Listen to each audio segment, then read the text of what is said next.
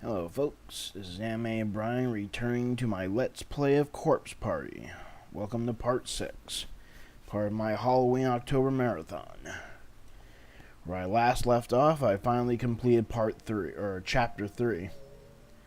Funny thing was, once again that dialogue really drags out. It ended up being like a double episode, over 2 hours. That's nuts.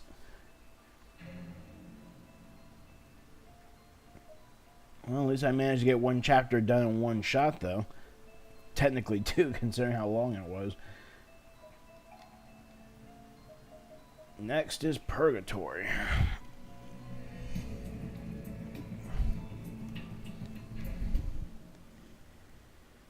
Yeah, I was also wrong. I actually thought Chapter 3 was going to be short because of the lack of interaction, according to the walkthrough, but boy, was I wrong. Do not underestimate the dialogue that is in this game. Anyway, our friendship will last forever. It will never die. My mind was in a daze. Yep, that's not real. I seriously don't understand. Is it the emulator or the game that naturally fucks with you like this? There we go. The lights on the ceiling were spinning, moving in and out of one another, alternating between hazy and distinct and forming spiral patterns in my eyelids. I was being jerked along the ground by my legs like a heavy sack of rocks. I could feel every step he took vibrate across my entire body. But I couldn't do anything to stop it. I could no longer move on my own accord. I just kept getting dragged, inch by inch, across that filthy floor. Then eventually he stopped and threw me down, and I rolled hard onto my face. I was helpless before him.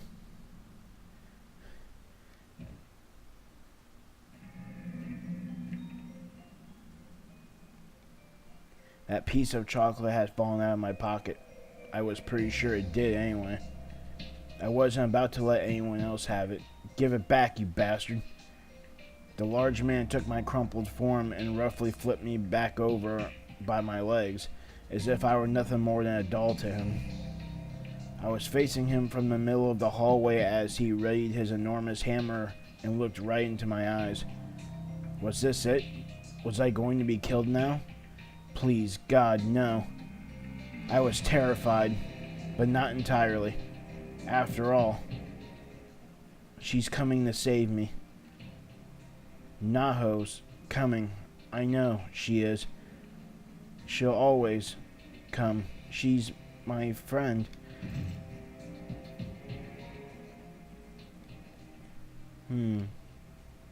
Ah!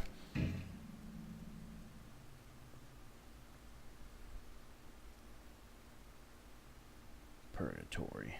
Yeah, that pretty much sums up the entire school. Woo! Yee! My name is Sayaka Oe. I think it's how you pronounce it. I'm a junior at Paulownia Academy High School.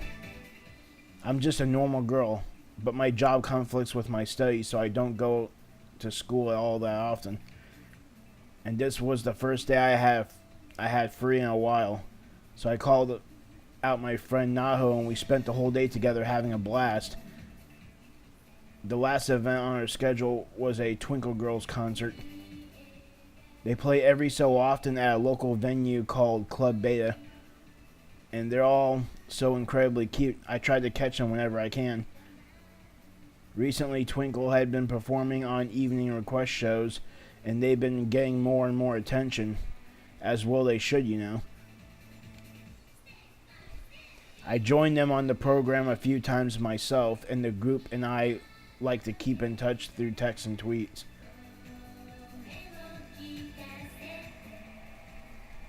Yeah! Ho!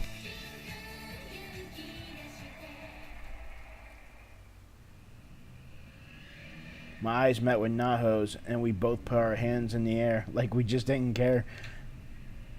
So cute. Thanks, Sayaka. Twinkle's the best. I think I'm in love. right? Aren't they awesome? I mean, their moves in that last song. Oh, I remember. Check it. Check this out. Whoa, you got it down, girl. Though I think your hip movements are a teensy bit off. Outside Club Beta after the show, fans were hanging around the street corner, immersed in the lingering rhythm of the music.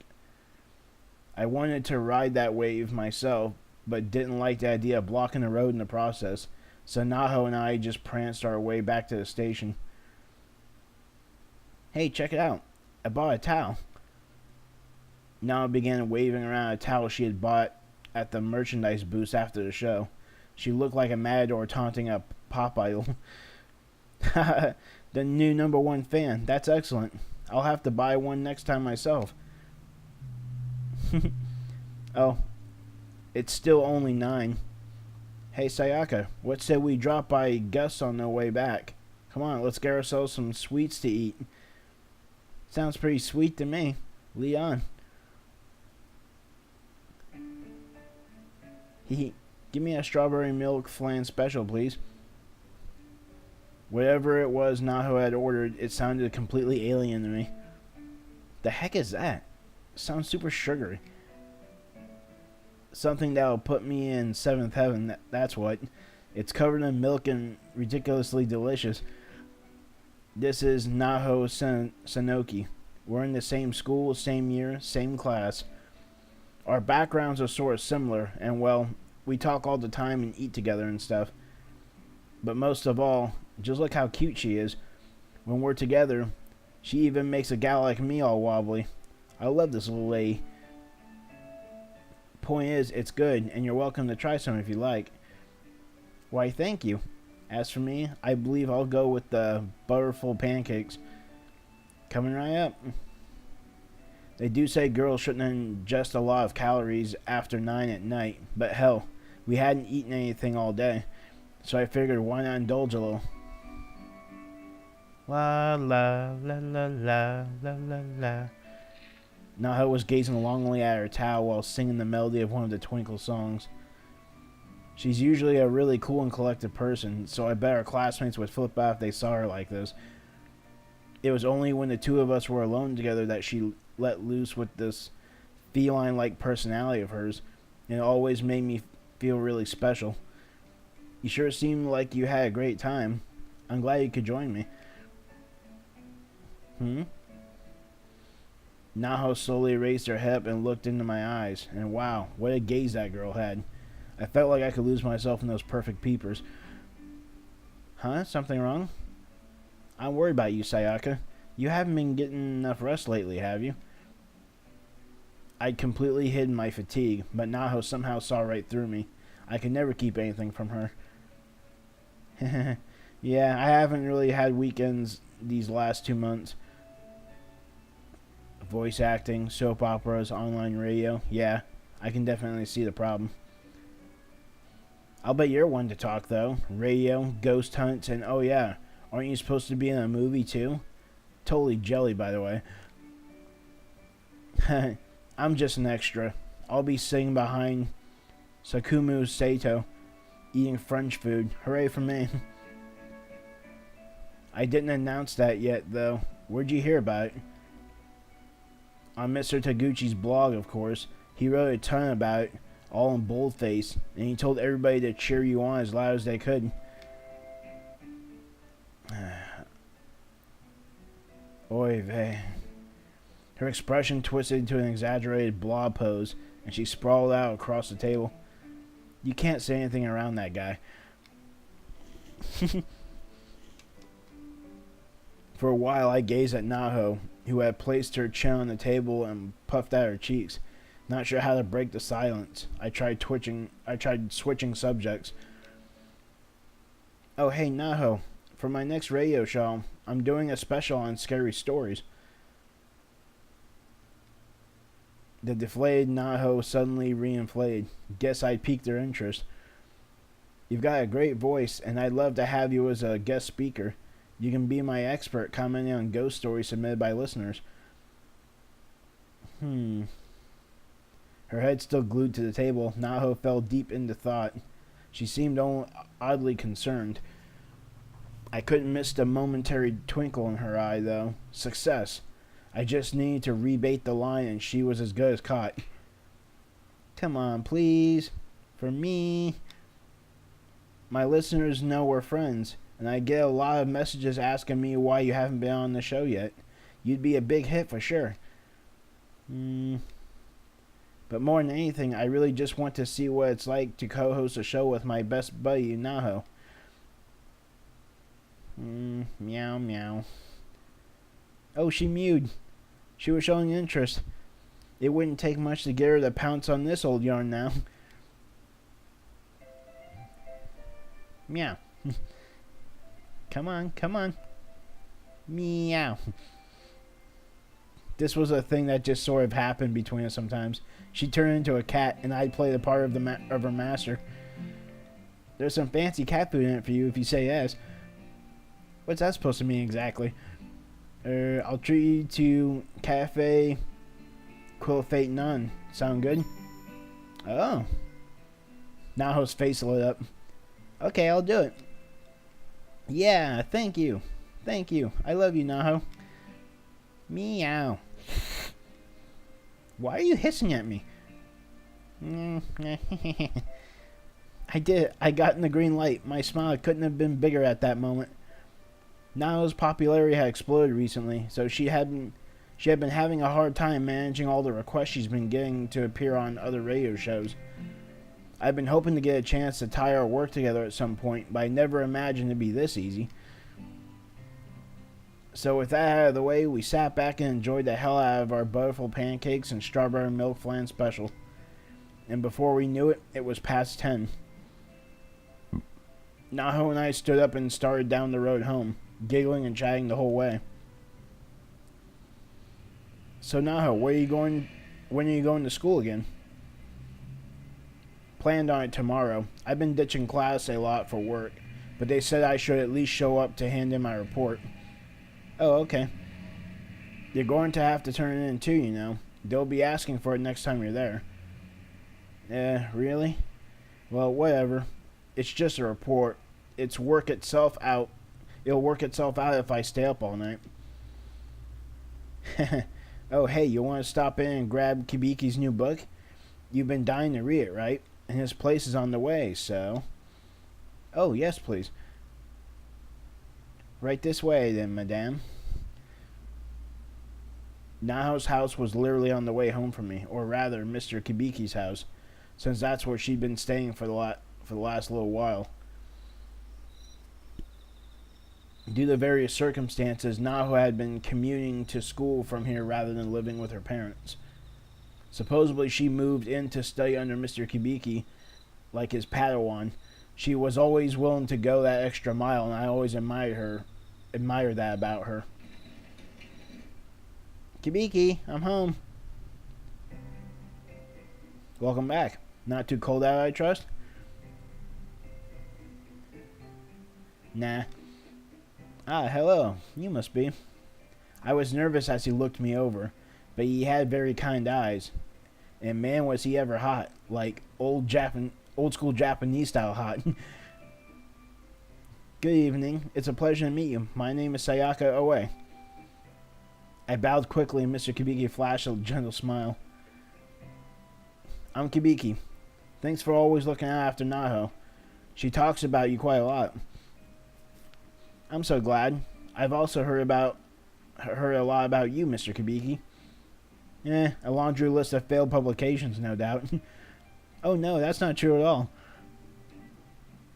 Hey, Sayaka, since you're here, why don't you stay for tea or something?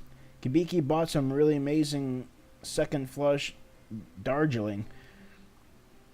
Well, I kind of felt like I was being put on the spot. I mean, it was already late, and I doubted Mr. Kibiki was too keen on playing host. You don't mind, do you, Kibiki? Of course not. Though you best give your family a call and let them know where you are. You wouldn't want to worry them after all. Thank you very much. I hope it isn't too much trouble. Please, make yourself at home. Dude's got a killer smile. It was easy to see why Naho got so into him. Alright then, come on in. Okay. In front of Kibiki, Naho returned to her usual cool self. After calling home, I passed nervously through the living room, feeling a bit like I was imposing. But what a living room it was. The furnishings were a fusion of Japanese and Vietnamese styles, and everything just looked really posh and inviting. This place is incredible. Go ahead and leave your bag over there, and please get comfortable. I'll put on some Darjeeling. Oh, thank you very much. Thanks, Kibiki. It's no problem at all. I was looking to drink some myself, in fact. Kibiki then disappeared into another room, his smile never once fading. A total dreamboat all the way. Naho gestured for me to sit, so I cautiously plopped myself down on an expensive-looking sofa. Whoa, I'm sinking. Sayaka, just relax, okay? I'm going to go hit the little girl's room. Okay, I'll be napping here when you get back. Go for it. Naho began walking out of the room, chuckling at my swiftly sinking form. Mere moments later, though. That sure caught me by surprise. I turned in the direction of the scream, concerned. God, Taguchi, lock the damn door when you're in there. Sorry, Naho. I heard the door slam shut with incredible force. So that was the infamous Mr. Taguchi, huh? No love lost between those two, it seemed. The nerve of that guy. Having peeked out to check on Naho, Mr. Kibiki again withdrew his wide-eyed face to the kitchen, laughing softly. I swear I could look at him all day.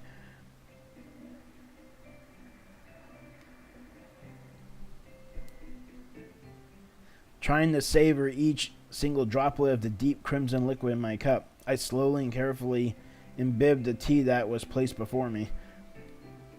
Whatever blend Kibiki had brewed bore a flavor unlike anything else I've ever tasted. Ah, it's wonderful. Excellent, I'm glad you like it. It's got such a complex taste and aroma. I always thought all black tea was the same. But then, at my house, we only have the kind that comes in tea bags.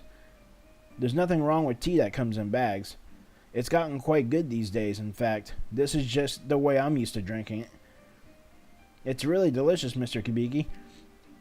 Isn't it about time for you to go home, Taguchi? Oh, come on, Naho, don't be like that. Yeah, Taguchi may have been her elder, but he was completely outmatched by Naho. Those two had a pretty fascinating relationship all on their own. Actually, you know, I do have a rental video to return by the end of the day, so I guess I should probably be leaving after all. More porn? What? No? And what do you mean by more? Anyway, if you'll excuse me. Techno break. Naho faced Mr. Taguchi and posed as if she were shooting a beam of light at him, like some sort of legally unnameable mass superhero. Ah, you got me. I'll see you tomorrow, Mr. Kibiki. You too, Naho. Actually, I'm going to school tomorrow, so no you won't. Oh, really? That's a surprise. You just keep on keeping on, Taguchi. Rock those 29 years of substantial accomplishments. Man, you're ruthless. Taguchi staggered to the door and vanished into the outside world, utterly defeated. Watching from next to me, Mr. Kibiki simply waved his hand and smiled. I should probably be going too. Thank you very much for your hospitality. My pleasure. I'm sorry we couldn't offer you anything more. Oh, please. Well, Taguchi's gone.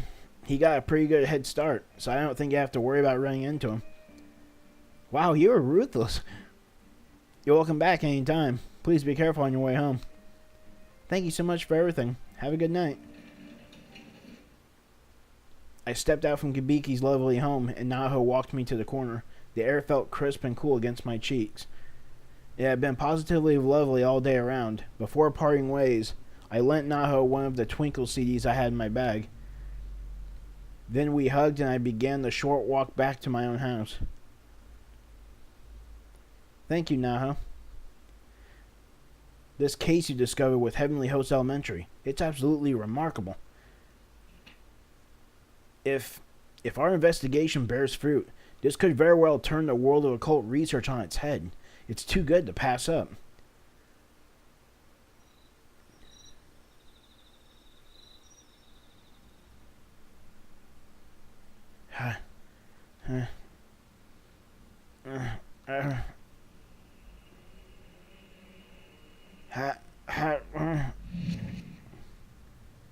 Daddy's not breathing.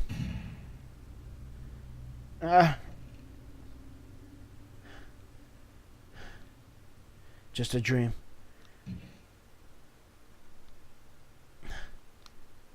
I have to write this down.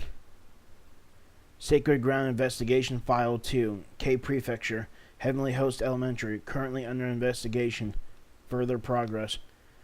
Encountered fierce spiritual resistance while simply researching the Shinozaki estate. Right side of body paralyzed. Left eardrum ringing. Orbs visible in photographs. Influence confirmed. Severe dizziness, nausea, bloody bowel movements, experienced symptoms persisted for weeks. I read that wrong. Severe dizziness, nausea, bloody bowel movements experienced. Symptoms persist for weeks. And unrelenting nightmares on top of all that. This really is way too dangerous for them. Kibiki and Taguchi don't know how to protect themselves from spirits. They shouldn't go at all.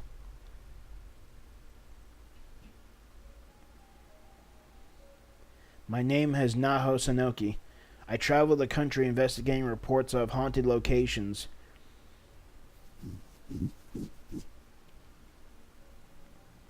Is that even a word?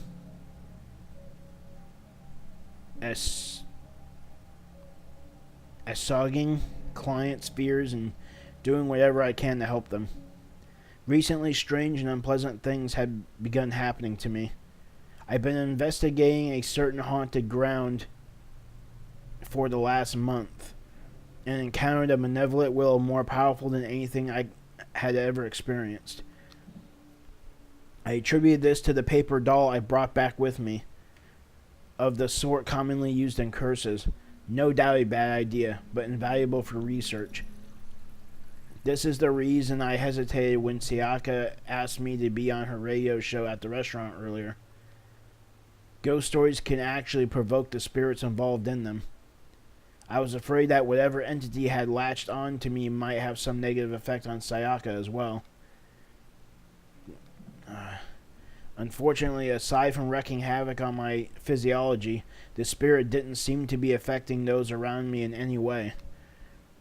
If I could just keep it under control, I was certain my appearance on Sayaka's radio show would go off without a hitch.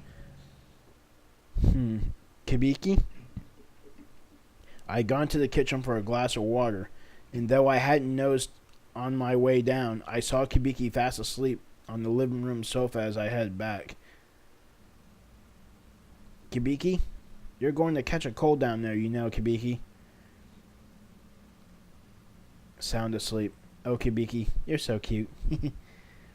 Kibiki had pulled an all-nighter last night, so I was pretty sure he'd sleep well into the afternoon. There we go. A nice warm blanket for you. Sweet dreams. Spirit research is a decidedly dangerous field. Numerous people had warned me not to get in too deep. So why didn't I do it? So why did I do it? For Kibiki, of course. If Kibiki could make progress on his occult novel through my research, if he could succeed in all his endeavors, then no price would be too high, I felt. For his respect and admiration, I'd happily sacrifice anything and anyone. Yeah, it's definitely too dangerous to send Kibiki and Taguchi to Heavenly Host by themselves. I'll have to make sure I go with them. I tucked Kibiki in and returned to my room. Realizing he'd still be asleep when I left for school, I decided to write him a note. Just as I was concerned for him, Kibiki was worried about putting me in danger as well, stating his prior intent to go to Heavenly Host with Taguchi instead. I was so flattered by his consideration that I just didn't have the heart to lecture him about how ludicrously bad an idea that was. Let's see. To my dear mentor. The time is now 11 in the morning. Here's the latest news of the day. The body of a schoolgirl was discovered in the plaza near the escalators at the southeast exit of Tokyo Shinjuku Station. Good morning, Naho. I wanted to talk to you about that Tenjin urban legend you found. I really think it may be a bit too dangerous to bring you along, so Taguchi and I should probably go by ourselves. Huh? She's not here. Come to think of it, she did say she was going to school today, which is rather unlike her. As usual, everything's in perfect order in this room, like night and day compared to my study. What's this, a note? To my dear mentor, for you I'll go to any lengths.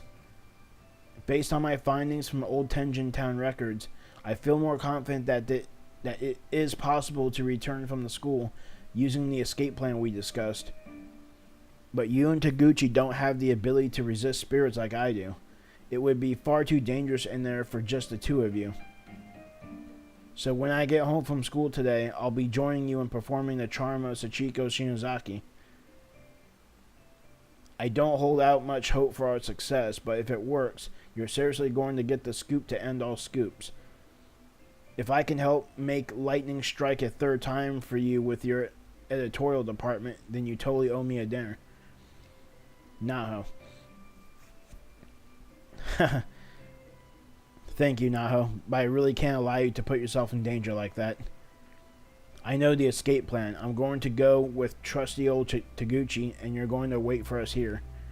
I guess I should write her a note to that effect. Good morning, Mr. Kibiki. Are you awake? Well, he's full of spirit today. Perfect, then. Let's not waste any more time.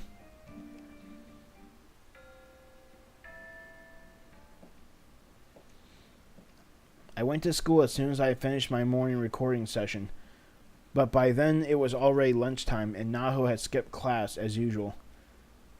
But I knew where to find her. Work may have kept her out of school most of the time, but when she did come, there was one spot she always chose for lunch. She liked to get away from the noisy classrooms to eat in peace, and I knew this because, well, I did too. This wasn't just her spot, but mine as well. We'd probably get in trouble if a teacher ever found us there, though.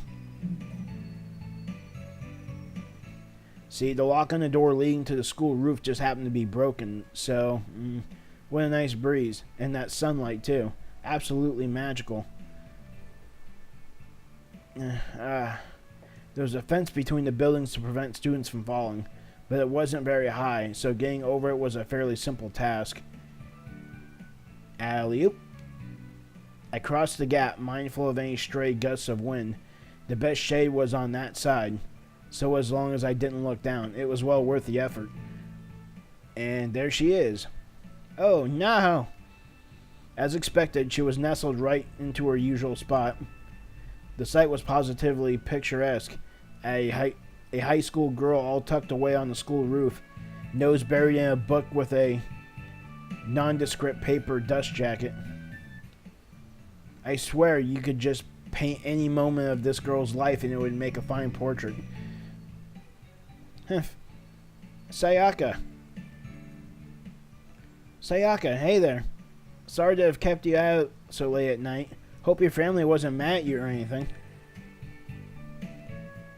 Nope, no problems at all. They were A-okay with it.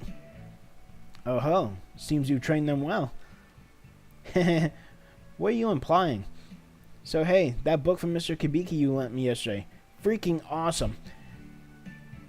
Right? Didn't it just totally suck you in? I love how it goes on and on with the psychological descriptions of the first murder scene. That protagonist is totally nutso. Yeah, I wish I hadn't been reading it in bits and pieces during my work commute though. Kinda took away from the tension, but I can't wait to read more. Yeah, just keep at it. It's gonna blow your mind. Oh yeah, and that Twinkle CD you lent me. To die for, seriously. Really? Awesome. I bet you recognize a bunch of those songs from the concert, right? You should check out some of their music videos sometime too. Maybe I've got one on my phone that I can show you now. Nope, guess not. I'll have to give you a rain check on that. I wonder if there are any good fan-made ones. Oh, good call. If there are, I totally want to see. The bell. 1 o'clock already? Well, I've got an appointment I can't miss, I'm afraid. Guess I'll see you after school for recording. It's at 5:30 in East Shinjuku, so we should probably meet at 4 behind the school gate. Okay, you said behind the gate? Really? Where are you, 5? Naho was cool as a cucumber, just like always. Today's recording is sure to be a blast.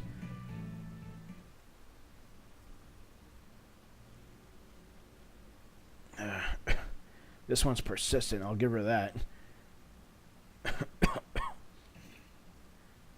Blood, really? Is this curse honestly affecting me all the way down to the cellular level? Seriously, how long do you plan on haunting me? Good evening, everyone. Welcome to the night's installment of Sayaka Oe's Love Braver. The night don't start until I pour out my heart. So let's get pouring, shall we? You'll never guess where I went today. I went to school to meet up with a friend, actually. It was the first time in a while I could just kick back and relax. We talked forever. Like, forever. But of course, the real reason I went was to learn stuff and junk. Of course. They're laughing at me in the control booth. What's going on in there, fellas? Huh? The thought of Miss Oe actually going to school is hilarious. Hey, come on. I go to school. I do. I'm a high school student just like everybody else my age. Don't laugh. You're trying to say I'm too old? Too cool for school? Seriously, stop it. You're going to give me a complex. Some days you just can't win, you know? All I wanted to do was say how great school is, and look what happened. I'm a laughingstock. Well, I'm glad you guys are having fun, at least. Let's enjoy our half hour together tonight in the fullest. Braver.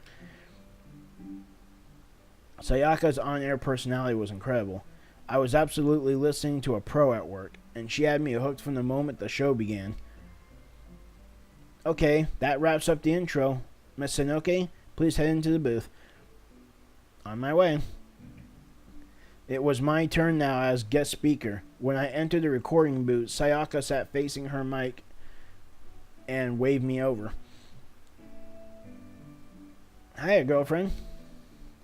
I returned Sayaka's cheery smile and sat myself in front of the guest mic that had been prepared for me. But something felt wrong. Very, very wrong.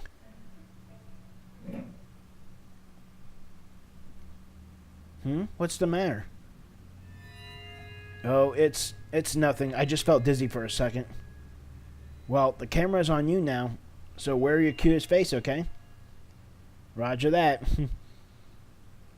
This child was the daughter mentioned in my research on the Shinozaki family. This was Sachiko. She was the one who attached herself to me. Her eyes were black and hollow with no discernible pupils at all. She sat utterly motionless, but I knew she was watching me, waiting, biding her time. My hair stood on end. Blood rushed to my head, and bile surged into my throat. The Shinozaki curse was far too powerful. I couldn't suppress it. And it was clear Sayaka couldn't see her. This was bad. I had to be careful not to let Sachiko interfere with the recording equipment. Okay, we're back. Start with the listener mail. Alright, folks, it's the moment you've all been waiting for. The topic of this week's Try to Do a Thing workshop is... Can I go home now, please? What do you mean, no? Come on, be a sport. Guess there's nothing I can do about it. This week's topic is, that's right, try to tell a scary story. Yikes. Man, I told you all I didn't want to do this one. So why did you guys send in so many responses? We actually received a record amount. Far too many to tackle by myself. So, I've invited a guest to help me out. Hey, don't ruin the applause yet. Or don't run the applause yet. I haven't even said who it was. Or has everyone already guessed? Because it's totally who you think it is. The pro with the know. How? Spirit investigator extraordinaire, as beautiful as she is brainy. It's high school paranormalist Naho Sonoki. Give it up for Naho. Good evening. Thanks so much for coming. No, thank you. It's an honor to have been invited. Oh ho, how about that, everyone? So mellow, so modest. Isn't she just a bee's knees? Naho and I actually go to the same school. We're even in the same class. Isn't that right? We hang out a lot. In fact, some of you clearly know that, and have been outright demanding that Naho make a guest appearance for quite some time now. Well, your wish is my command. My pleasure, in fact.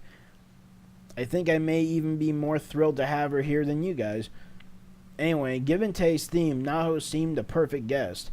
So care to get us started with some choice words for any evil spirits that may be listening?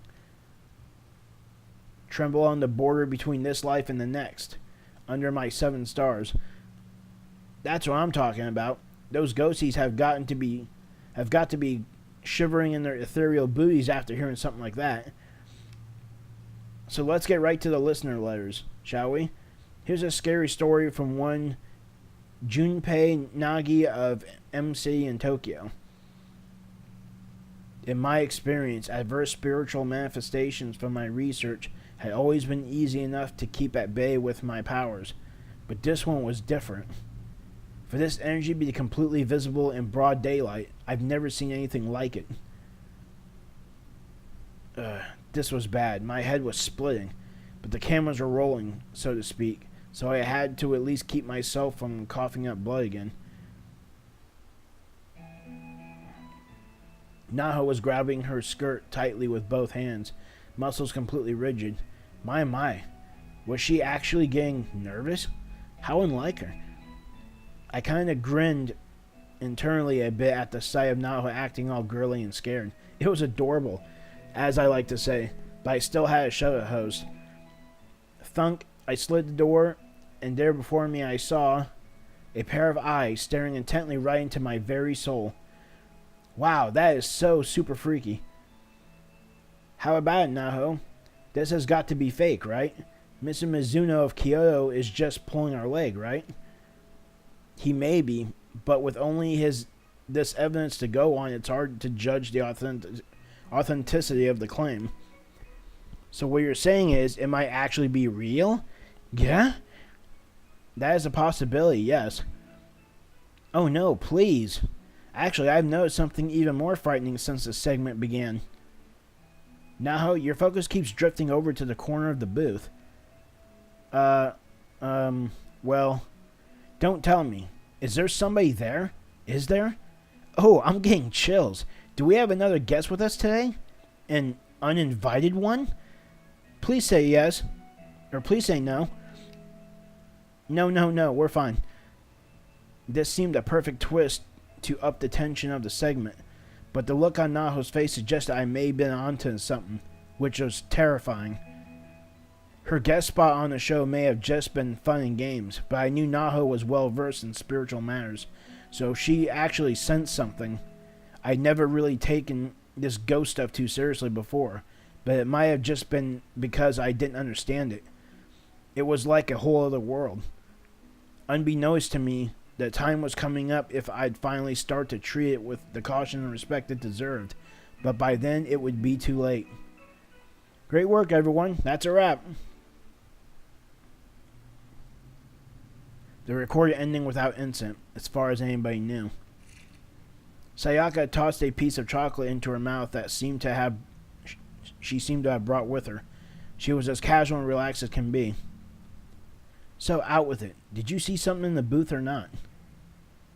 No, I didn't see anything.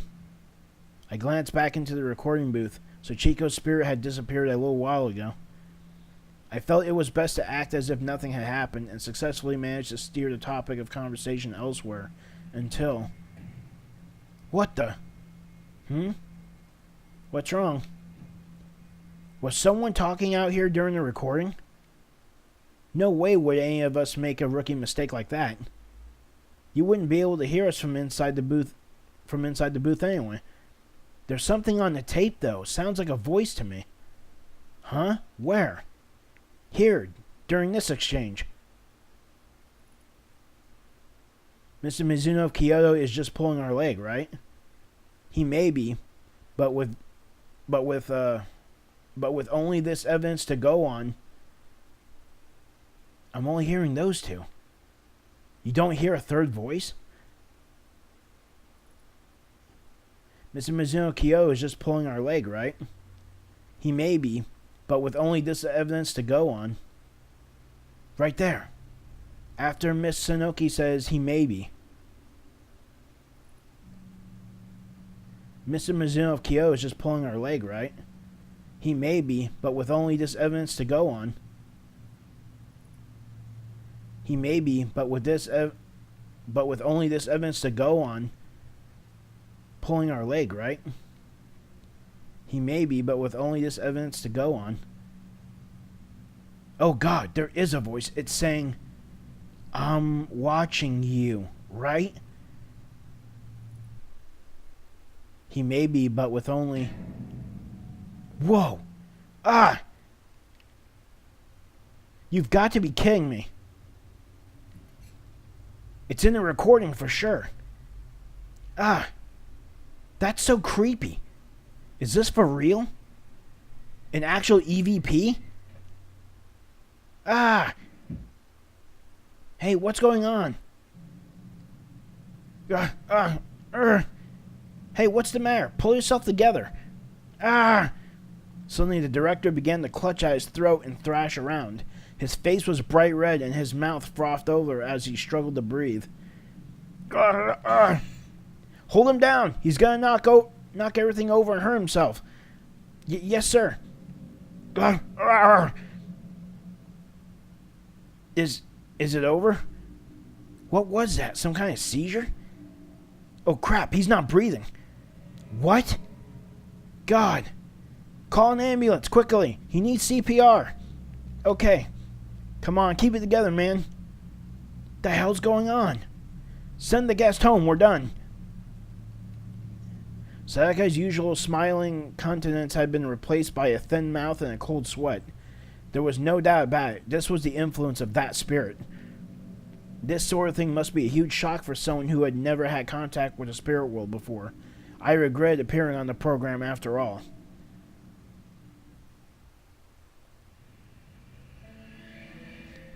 I'm so sorry. I guess I shouldn't have come. Oh, don't be silly. You did great. They managed to resuscitate the director, too, at the hospital. And we can cut out the voice for the broadcast. But honestly, I say we leave it. I mean, it's kind of like a lucky break when you think about it. I'm really grateful for your help today. I owe you one, so if there's anything I can do for you, just let me know. Oh, and as for the Quill Fate Nun, how's next week sound? Heh. On the way home, Naho finally smiled, glad to see she still had it in her. I needed to put on a happy face myself, too.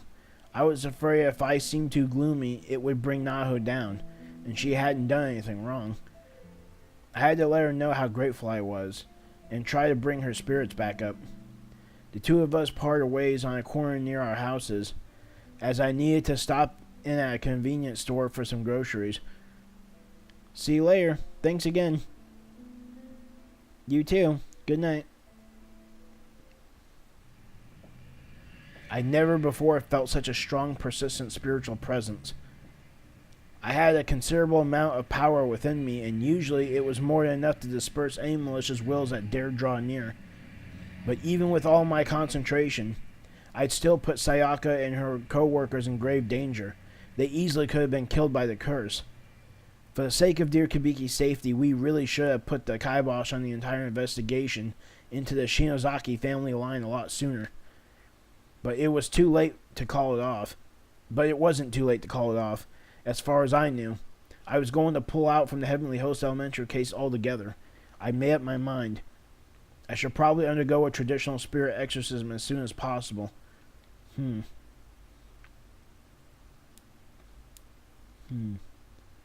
was past 9:30, so it had been dark out for hours already, yet there wasn't a single light on in Kibiki's house.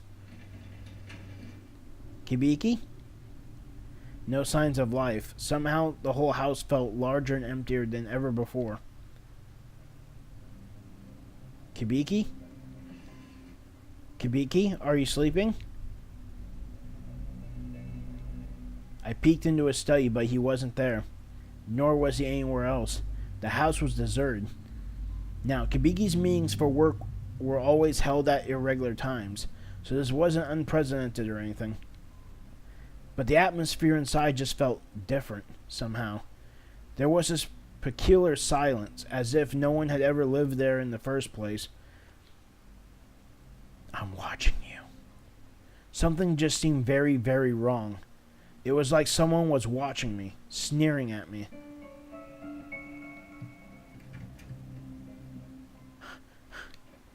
Finally, I found a note on my desk. Not the one I had left for Kibiki this morning, but a response written in his familiar scrawl.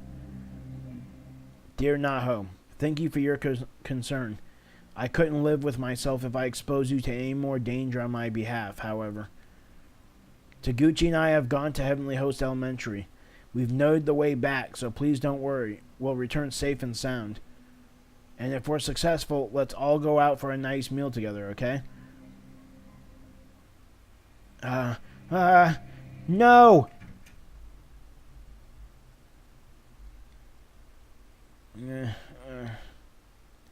With a sigh and a mumble, I snapped back to reality. Glancing at the clock, I marveled at the fact that it was already past 10. I had been in a daze for half an hour since getting home. Craziness. What a day. My shoulders feel like they've got lead weights on them. I couldn't have brought it back with me, right? No, there was no way. I stood up from my desk. The problem was the uniform. I couldn't really relax in it. I should know better. I just needed a change. Yeah, that sounds good. I'll feel better once I get out of this uniform. God, please. Is somebody there? Please, no. I was glad no one had seen me talking to thin air like that. There was nobody else around, of course. Nothing to be afraid of. It was just my imagination.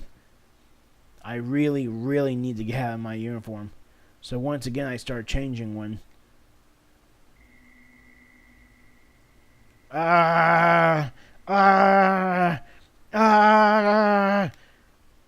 Definitely not my imagination this time. There was somebody screaming outside my window, running toward my house. What? I seriously felt like I was going to break down. Maybe I already had.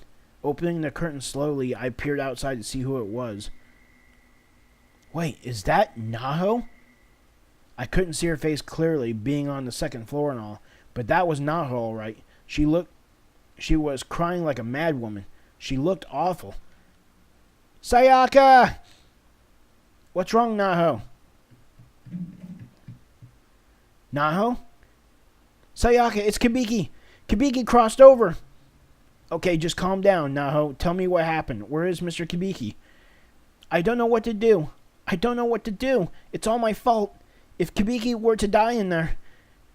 This was the first time I'd ever seen her so incoherent. I spoke slowly and gently, trying my best to calm her down. Naho, please, just tell me what happened. Let me help you. Start at the beginning. I want you to come back with me, right now. What? Please, I'm begging you. Tears were streaming down her face. This was a side of Naho I had never ever even imagined could exist. There had to be a reason she was so desperate. I agreed to follow her back to Kibiki's house, if only out of concern for her well-being. Sachiko ever after. Those who perform this ritual can cross over to Heavenly Host Elementary, a cursed school sealed outside our world, outside time and space.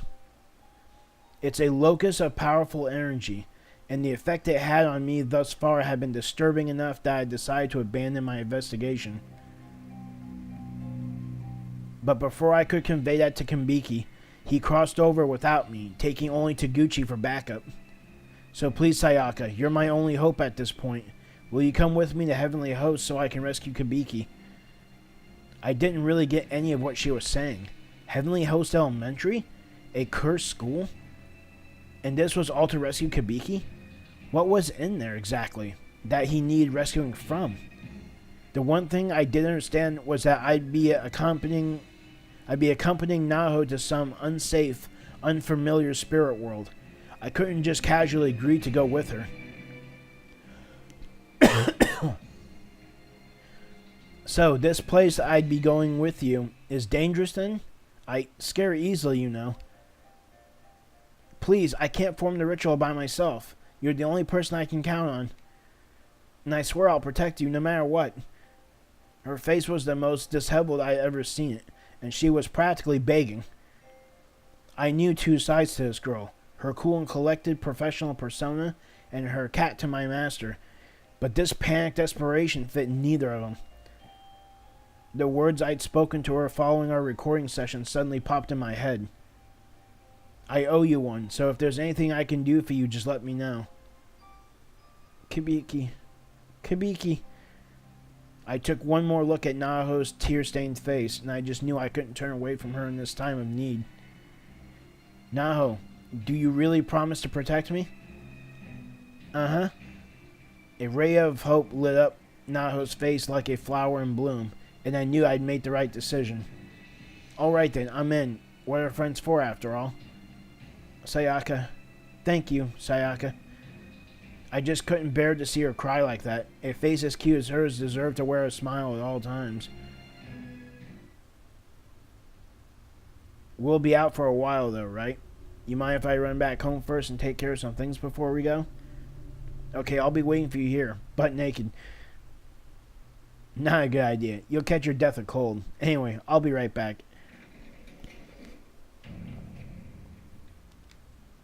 Well, as long as Kabiki's over there. The larger the sample size for his research, the better. This is for you, man. The Shinozaki estate? We don't need that place anymore. If he's going to leave me here to spread the curse for him, then fine, that's just what I'll do. No hesitation, no backing down. My blog should do nicely. Let's see. In this world, there's nothing worse than parting ways with a dear friend. Some may say it's sweet sorrow. Oh, almost forgot the subject line. Sachiko and the Ever After. No. Wait, no. How about Sachiko Ever After? Perfect. Here's hoping for lots of hits. Mom, I'm heading out. Not wanting to worry her, I told a little white lie, suggesting that I had another recording session tonight. I had been going to late sessions practically every night for a while now, so it seemed the perfect excuse. And sure enough, she bought it. You certainly are a hard worker, Sayaka. Just make sure you keep your energy up out there. Don't get so busy you let your blood sugar drop. Here. She handed me a small piece of emergency chocolate. This was like a tradition with her. She'd always give me one when I left to show her support. And it always reminded me that I was loved. This one, in particular, was bringing tears to my eyes. I must have been more scared than I thought. I'll be home as soon as I can. Thanks. Knock 'em dead, Twee. Sachiko, we beg of you. Sachiko, we beg of you. You said it twice, right, in your head? Yep. Okay, then it's time to pull this thing apart. Make sure you use your nails and don't let go. Got it. 1, 2, 3. Gah! Something impossible was happening. We performed the ritual just as Naho had instructed, and then the floor just split open and swallowed us whole. Was this a dream? Was I hallucinating? It sure felt real, though. It felt like I was being dragged to hell. My vision quickly went bright white, and my consciousness seemed to fade to black. And then...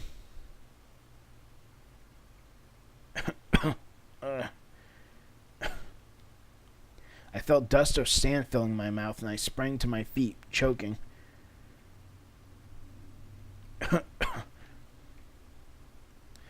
What is this? Where am I? Naho? I was in a cold, dark room. It was damp and clammy, and felt very much like a cave. Was this Heavenly Host Elementary School Naho was telling me about? Naho? Naho? Racked with apprehension, I tried raising my voice, but barely had one to raise. I looked around, but didn't see Naho anywhere, and there was no response. God, this can't be real, can it? I wanted to go home, to forget this place existed, but then I realized I'd never asked Naho how to cross back over. Without her, I was stuck here. So that was my top priority then. I absolutely had to find Naho. I'm sure she hadn't accounted for the possibility that we wind up in different spots once we got there. But as long as I could track her down soon, I knew everything would work out. I stepped forward slowly and carefully and took a closer look at my surroundings.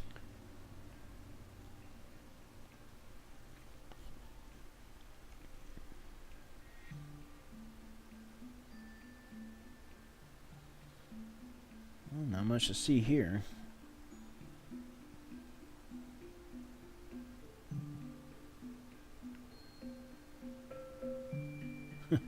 All this stuff in the room and you can't even examine it. How sad. Oh, fuck, I'm in the bomb shelter. Shit.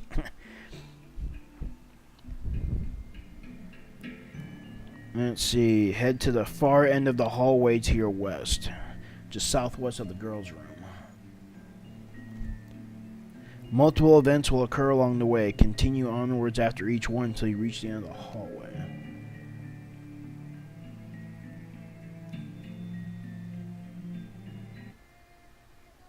Kagome, Kagome, bird in the basket. Oh, when will you come out? Will it be in the evening at dawn? The crane and the turtle have fallen. So who is it that stands behind me? What am I? Am I hearing things? That's a child's voice, isn't it? Maybe this really is an elementary school after all.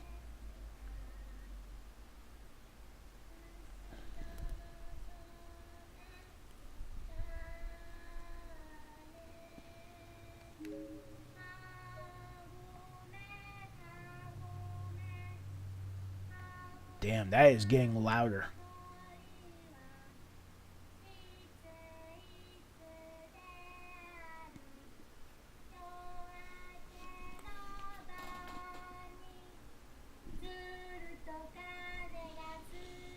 Well, either way, I'm leaving the room.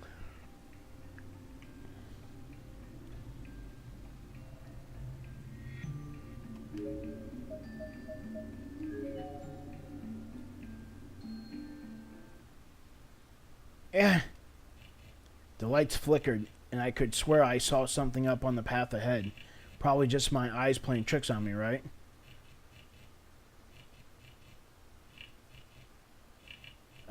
Is somebody there? Ah! Ah!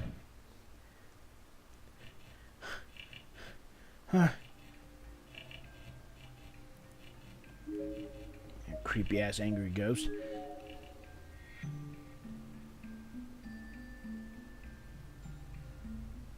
Is this a bathroom? I'm in like a cave and there's a bathroom here? No matter how I looked at it, nothing about this place seemed like an emergency or an elementary school in any way. But there were lights on the ceiling and support beams to prevent cave-ins, so it certainly wasn't a naturally formed cavern either. I mean, there was even indoor plumbing down here. That's creepy. Sorry, no thank you. I actually did have to go, but there's a limit to how dirty and disgusting a bathroom stall can get before I refuse to close myself in there. Guess I just have to hold it. Yep, that is fucking creepy.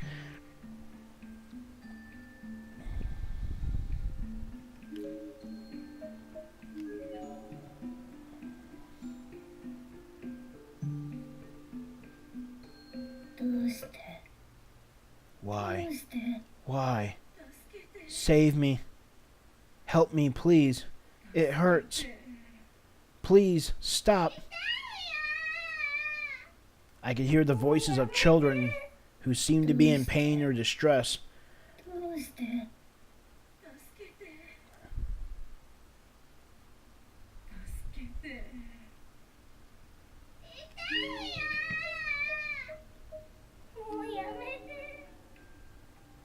And we are going this way now.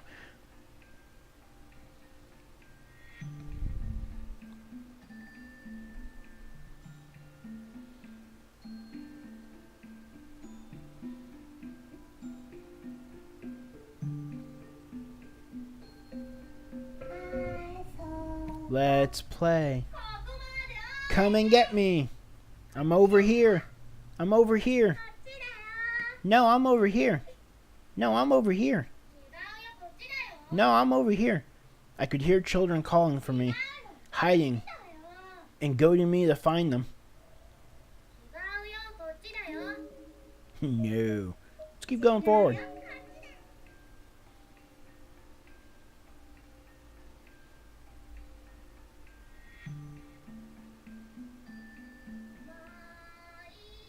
Are you ready yet? Not yet. Are you ready yet? Not yet. I could hear the voices of children playing.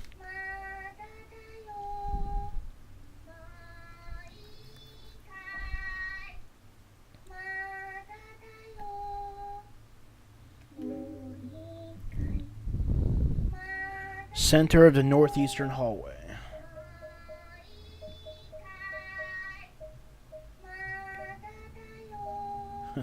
Body pool. That's what you call it now? That's the corpse disposal room. Death room. Otherwise known as a dissection room. It says the center. 2 north, 1 east of the death room.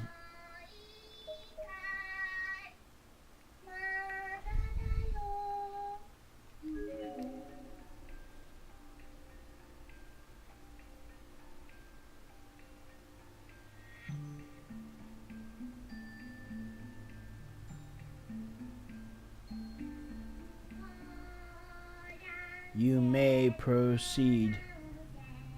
You may proceed. What narrow path is this? It is the path of the heavenly host. No more! God, what is this place?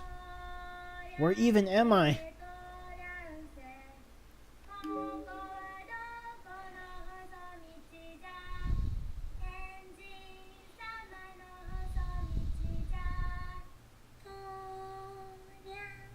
Enter the death room. Go in the death room. Sounds fucking horrible.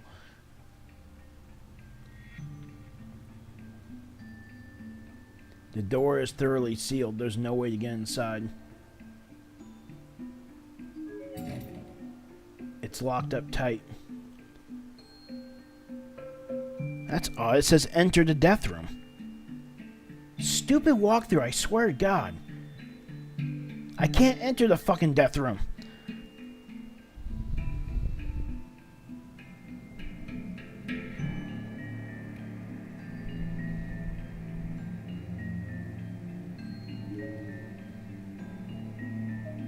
Stupid ass walkthrough won't tell me how to get in there.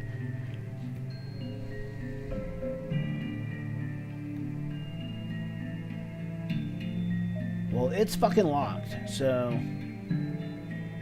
I don't know.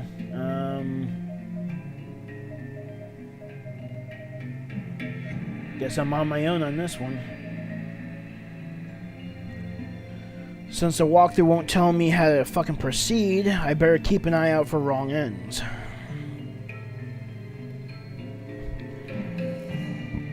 And the only wrong end here is to simply hide under the blood-soaked table. Well, shit.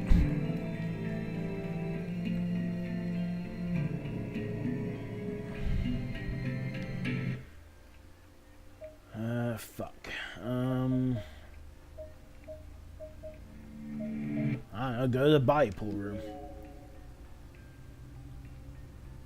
Hopefully I don't die from this shit. The door is sealed firmly shut. There's no way to open it.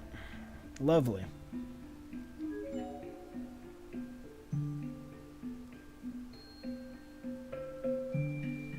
Doesn't scroll either.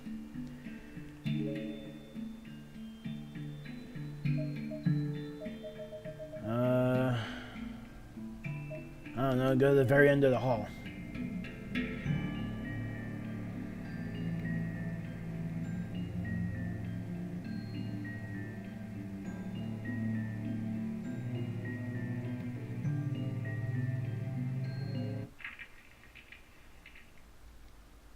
The wall. What the? It's crumbling. Ah! That was close. I can't get through. Mommy, save me. The path here is completely blocked with rubble. There's no way through. Oh, so much for that.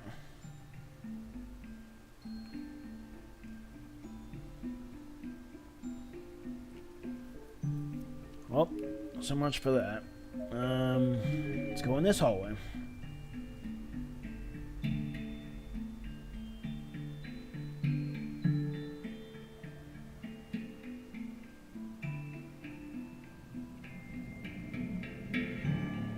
Yep, this is pointless.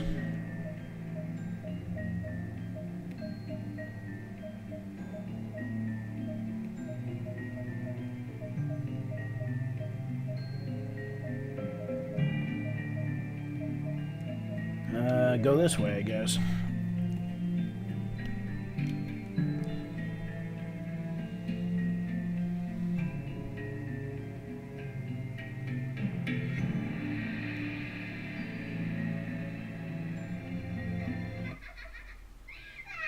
I could hear children laughing. Among the voices, I heard the sound of a door opening somewhere nearby. That's creepy. Hey, look at that. The death room's open. Stupid walkthrough. Oh, the walkthrough was right. I just got my directions mixed up. So it was my bad. Enter the death room.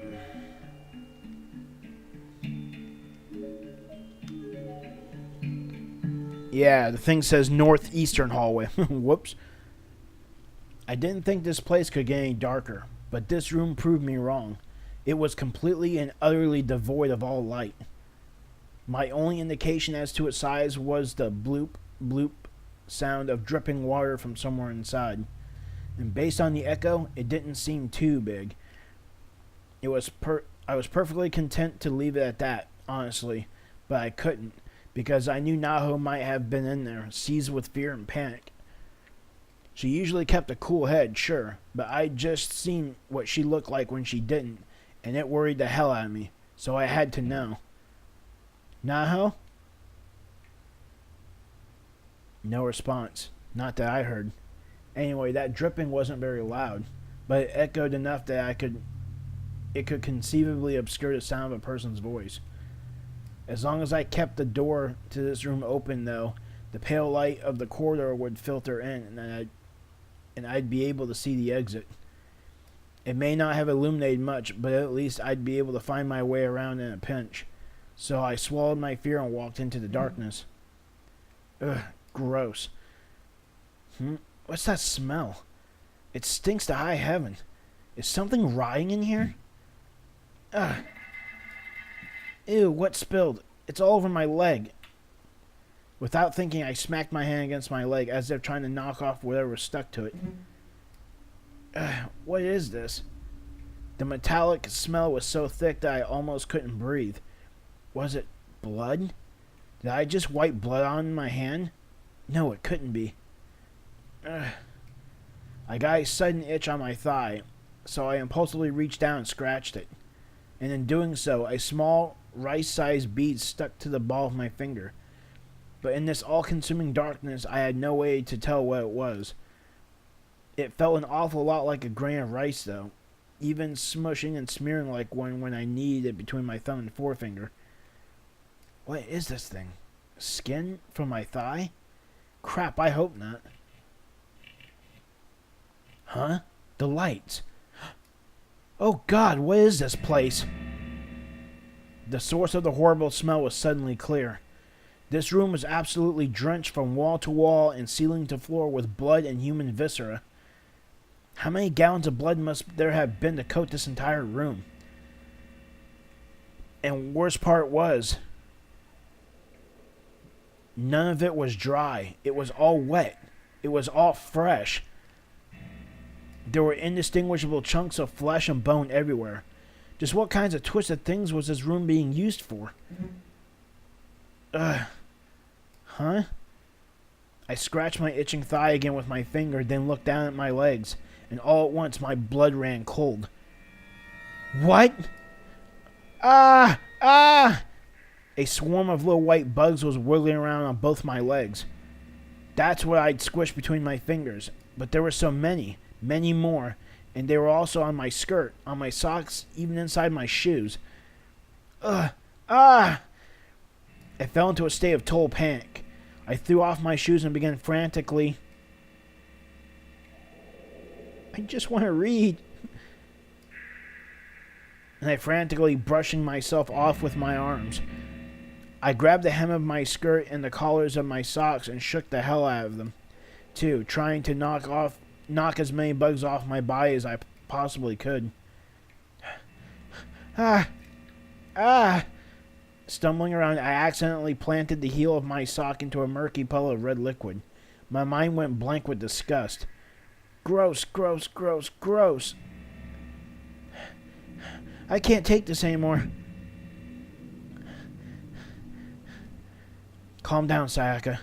This was just a slaughterhouse. That was just a place where livestock was chopped up into meat. It was perfectly natural. There was nothing unusual about this room at all.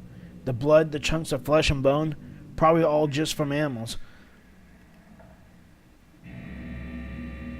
Yeah, you wish there was animals.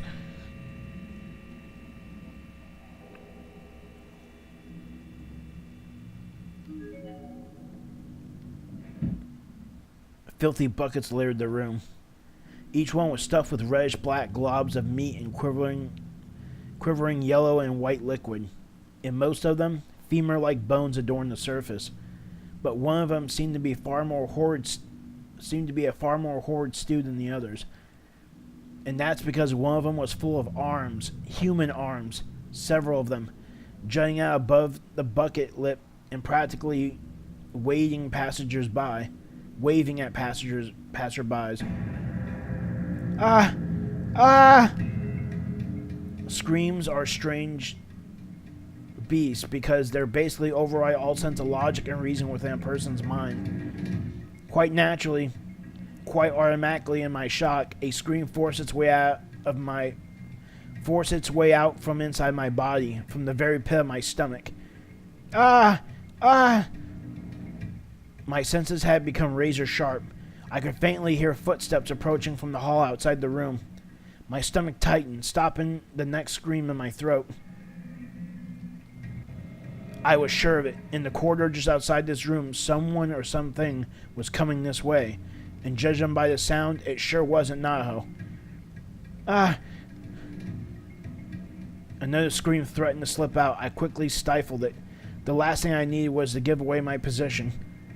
Whoever this was getting closer and closer. I had to act. The hallway outside was just a straight shot, so escaping from the room without being seen wasn't an option. Hiding was my only hope. But hiding where?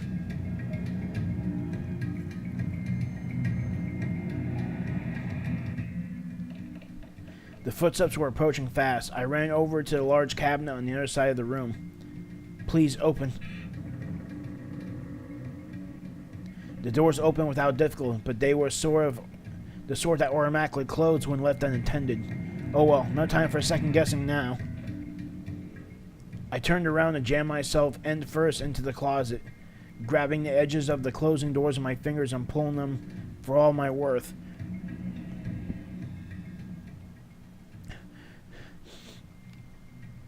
Shrinking my body into the cramped closet, I prayed silently for the footsteps to pass by this room. But then, the person making those footsteps was probably the same person who turned on the light in here, so I didn't honestly hold out much hope. Rapidly, my thoughts grew darker. Worst-case scenarios began flashing through my mind, one after another. I grasped my quivering mouth and violently shaking shoulders in vain attempt to calm myself down.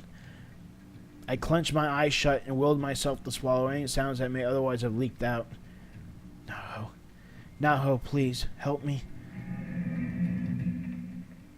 I peeked through the gap in the door, and my fears were confirmed. I was no longer alone in the room.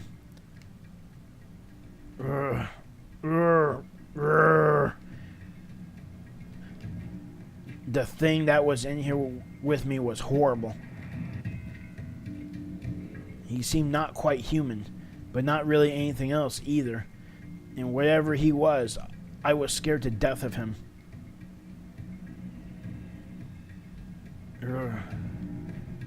On second thought, maybe he was human. He just had a grotesque face and an abnormally large body, not to mention a zombie-like disposition. He was horrifying.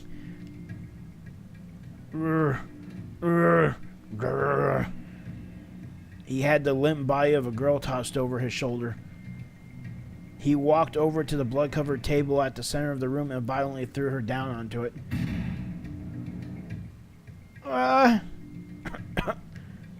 Letting out a moan of agony, she came to.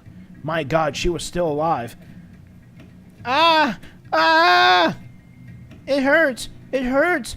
It hurts! It hurts! It hurts! It hurts! Her legs had been severed at the thigh, like completely cut off. How could anyone do something like that? Oh shit, that's Nana!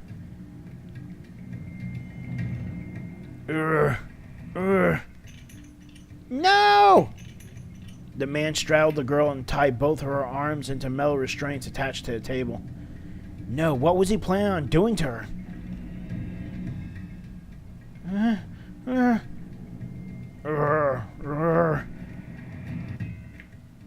He's coming this way. No, no, no, please, no.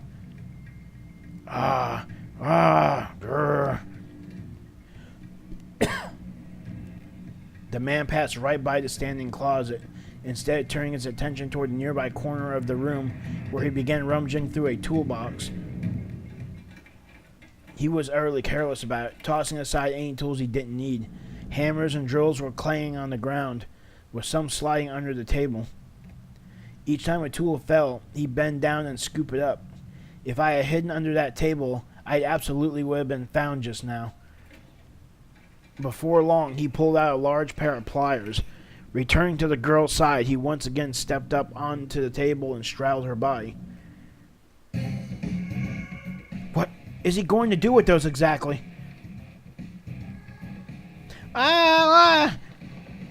Wordlessly, the enormous beast clamped down on the squirming girl's cheek and squeezed with all his might.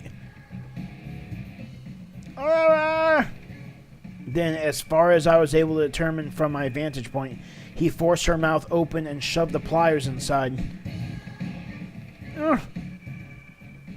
He readjusted his grip on the handle, then skillfully began opening the two metal prongs while simultaneously pushing them down her throat.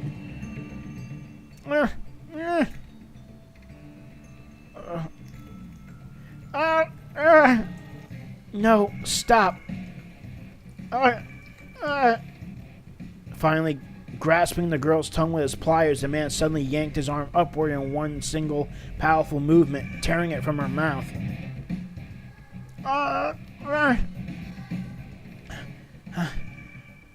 I heard the sound of her mouth frothing over, and after a moment of squirming, all her movements ceased completely.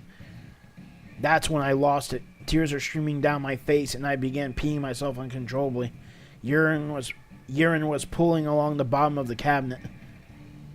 No, stop! I frantically contracted my stomach, forcing myself to stop peeing.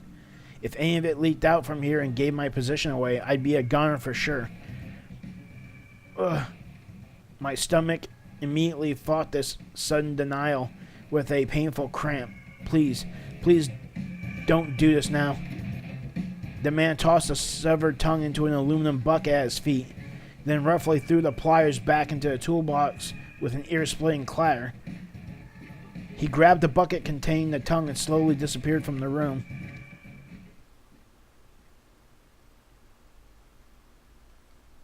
Somebody had just died out there.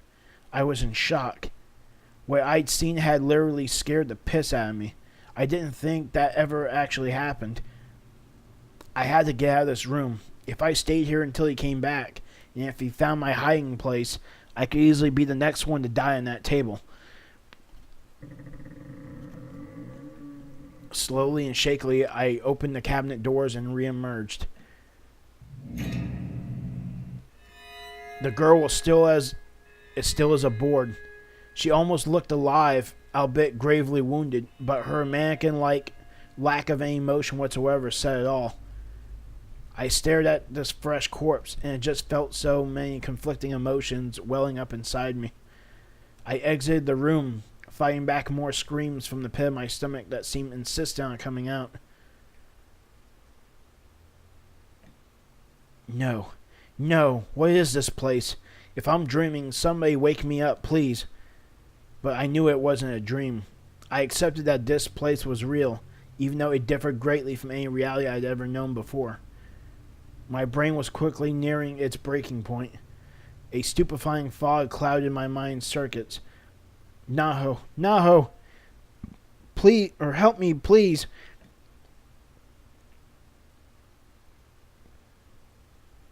Days passed in this sweltering, isolated bunker. I couldn't even say how many. My cell phone battery had ran out after a while, and my watch died too. I was lost, completely, but I never stopped looking for Naho.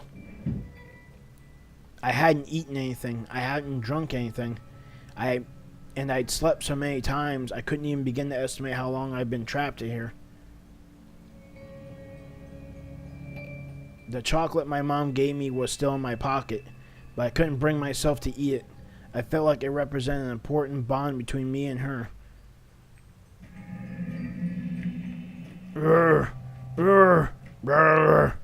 Our friendship would last forever. It will never die. Naho. Save me, please.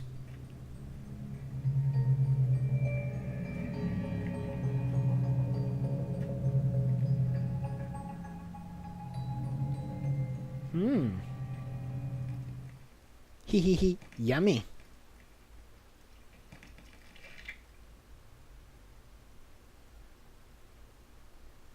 Damn. What a horrible way to go. Chapter 4 clear. Number 5, Shangri-La. Chapter is now playable. Ayano Yamamoto. Mako, Soulful Testimonies unlocked in the bonus menu. Hell yeah, I'm saving system data. Once again, still had to go past an hour. Boy, these ones are kind of long. But that's it for Chapter 4, and that's it for Part 6. Hope you guys are enjoying the Let's Play so far, and hopefully you're looking forward to watching me go through this entire game and see how it all plays out. So anyway, like and subscribe if you want, and hopefully I'll see you next time in Part 7 of Corpse Party Book of Shadows. This is Anime Brian, signing out.